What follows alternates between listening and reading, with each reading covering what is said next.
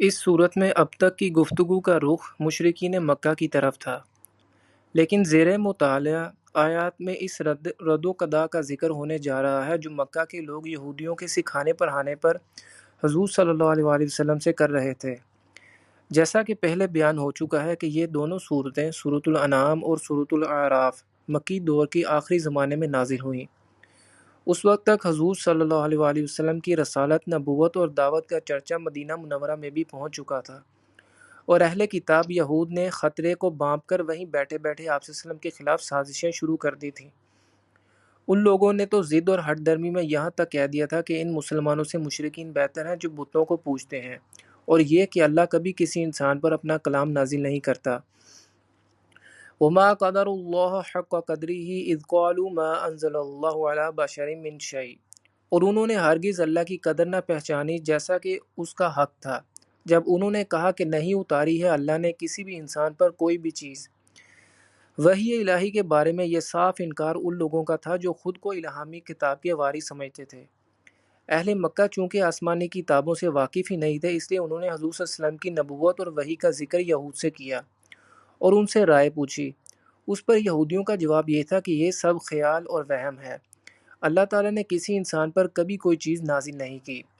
اہل مکہ نے قرآن مجید کے بارے میں یہ اعتراض چونکہ یہودیوں کے پڑھانے پر کیا تھا، اس لیے مشرکین مکہ کو اس کا جواب دینے کے لیے بجائے براہ راست یہود کو مخاطب کیا گیا اور ان سے پوچھا گیا کہ اگر اللہ نے کسی انسان پر کبھی کچھ نازل نہیں کیا تو قل من انزل الکتاب الذی جاء به موسیٰ نورا وہدی للناس، آپ صلی اللہ علیہ وسلم پوچھئے کہ پھر کس نے اتاری تھی وہ کتاب جو موسیٰ لے کر آئے تھے، جو خود نور روشن تھی اور لوگوں کے لیے ہدایت بھی تھی۔ تجعلونہ قراطیس تبدونہا وتخفون کثیرا، تم نے اسے ورق کر دیا، اس کے احکام میں سے کچھ کو ظاہر کرتے ہو اور اکثر کو چھپا کر رکھتے ہو۔ یہود اپنی الہامی کتاب کے ساتھ جو سلوک کرتے رہے تھے وہ بھی انہیں جتلا دیا۔ یہودی علماء نے تورات کے احکام کو نہ صرف پسند اور ناپسند کے خانوں میں تقسیم کر رکھا تھا، بلکہ اپنے من مانے فتوے فروخت کرنے کے غرض سے وہ تورات کو اس حد تک چھپا کر رکھتے تھے کہ عام لوگوں کی دسترس اس تک ناممکن ہو کر رہ گئی تھی۔ وَعُلِّمْتُم مَّا لَمْ تَعْلَمُوا أَنتُمْ وَلَا آبَاؤُكُمْ، اور تمہیں سکھائی گئی تھیں تورات کے ذریعے سے وہ سب باتیں جو نہ تم جانتے تھے اور نہ تمہارے آباء و اجداد۔ قُلِ اللَّهُ، کہیے یہ سب نازل کیا تھا اللہ نے۔ ثُمَّ ذَرْهُمْ فِي خَوْضِهِمْ يَلْعَبُونَ، پھر ان کو چھوڑ دیجئے کہ یہ اپنی کج بحثیوں کے اندر کھیلتے رہیں۔ وَهَذَا كِتَابٌ أَنزَلْنَاهُ مُبَارَكٌ مُصَدِّقُ الَّذِي بَيْنَ يَدَيْهِ وَلِتُنذِرَ أُمَّ الْقُرَىٰ وَمَنْ حَوْلَهَا، اور اسی طرح کی یہ کتاب ہے جسے ہم نے نازل کیا ہے، بڑی بابرکت ہے، تصدیق کرنے والی ہے اس کی جو اس کے سامنے موجود ہے، تاکہ آپ صلی اللہ علیہ وسلم خبردار کر دیں ام القریٰ یعنی مکہ اور اس کے آس پاس کے لوگوں کو۔ قریٰ جمع ہے قریہ کی، اور ام القریٰ کا مطلب ہے بستیوں کی ماں، یعنی کسی علاقے کا سب سے بڑا شہر۔ ہر ملک میں ایک سب سے بڑا اور سب سے اہم شہر ہوتا ہے جسے دارالحکومت یا دارالخلافہ کہا جاتا ہے۔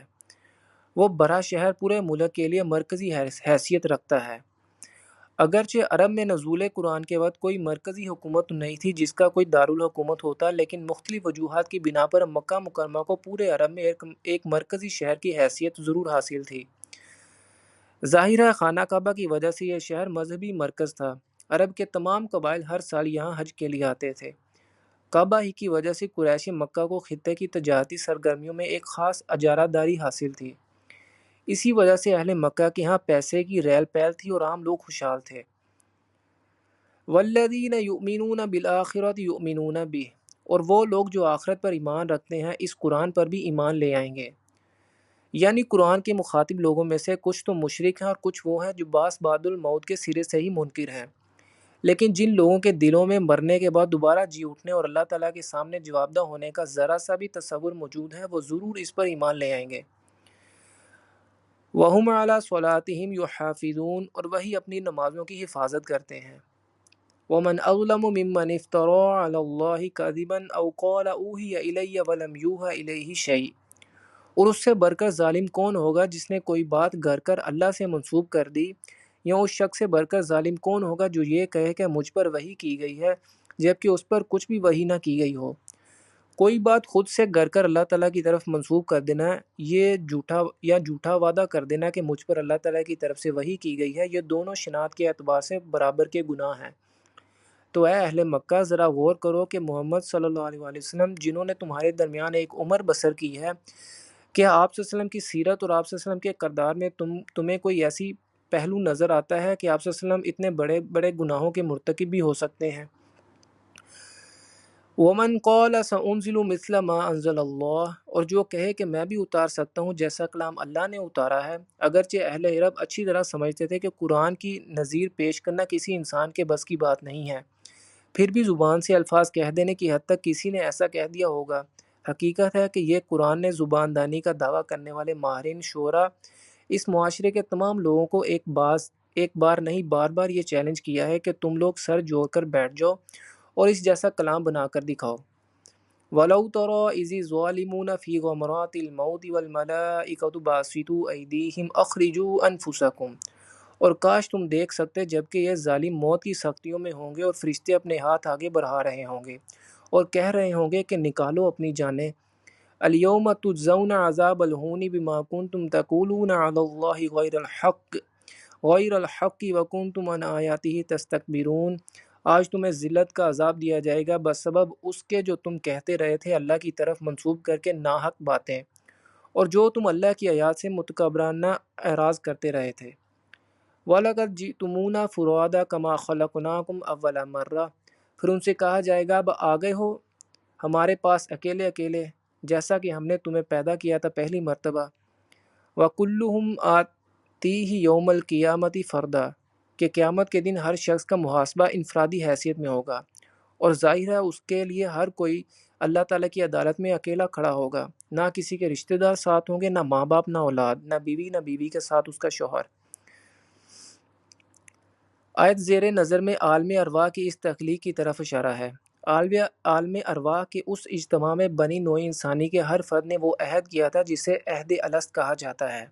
جب پروردگار عالم نے اولاد آدم سے سوال کیا الستُ بربکم، کیا میں تمہارا رب نہیں ہوں، تو سب نے جواب دیا قالوا بلی، بے شک آپ ہی ہیں۔ وَتَرَکْتُم مَا خَوَّلْنَاکُمْ وَرَاءَ ظُہُورِکُم، اور تم چھوڑ آئے ہو اپنے پیچھے وہ سب کچھ جس میں ہم نے تمہیں لپیٹ دیا تھا۔ وہ کون سی چیزیں ہیں جن میں یہاں اس دنیا میں ہمیں لپیٹ دیا گیا ہے، اس پر غور کی ضرورت ہے۔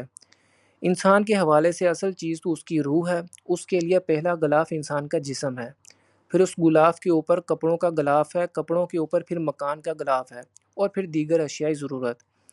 وَمَا نَرَىٰ مَعَكُمْ شُفَعَاءَكُمُ الَّذِينَ زَعَمْتُمْ أَنَّهُمْ فِيكُمْ شُرَكَاءُ، اور ہم نہیں دیکھ رہے تمہارے ساتھ تمہارے وہ سفارشی بھی جن کے بارے میں تمہیں یہ زعم تھا کہ وہ تمہارے معاملے میں شریک ہیں۔ ان مجرم لوگوں کو اپنے جن معبودوں کے بارے میں زعم تھا کہ وہ ان کے لیے قیامت کے دن شفاعت کریں گے، وہ سب وہاں ان سے اعلان برات کر دیں گے۔ لَقَدْ تُقَطَّعَ بَيْنَكُمْ، اب تمہارے مابین سارے رشتے ٹوٹ چکے۔ وَضَلَّ عَنْكُمْ مَا كُنْتُمْ تَزْعُمُونَ، اور وہ سب چیزیں تم سے گم ہو گئیں جن کا تم زعم کیا کرتے تھے۔